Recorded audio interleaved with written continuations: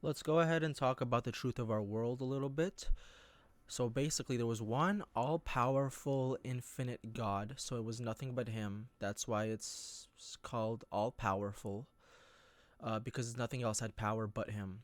There was no ripples in Him, there was no other in Him. It was just Him. And God had no one to give His power to. He wasn't a creator yet, He was just God. It was only after he made the creation that he became creator, the title. So he had no one to give his power to, he had no one to give himself to.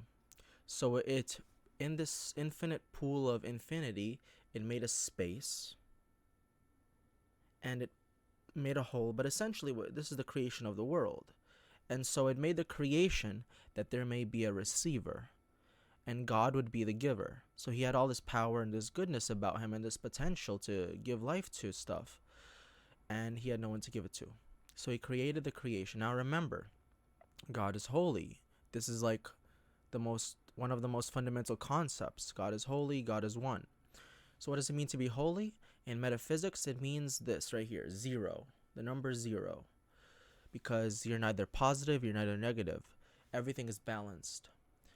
But ultimately, everything is still God. So just because he made us, and there was him now, him and us, we are still a part of God. Though we have our own perspectives, our own egos, our own souls, we are still a part of God. That is the whole secret. So holiness remains. And the separation between us and God is within God himself still, as I said earlier. So the holiness of zero, despite the positive and negative stuff, remains and will take place. So God is there, he's still holy, he's still at a 0 point. And we are the creation, which is the negative and the positive, the duality, the male and the female, the hot and the cold, etc. So the moral of the story is that God will still be holy. Since we are a part of God, the physical world, the spiritual world, and God and everything else that there could possibly be is still a part of the one infinite God.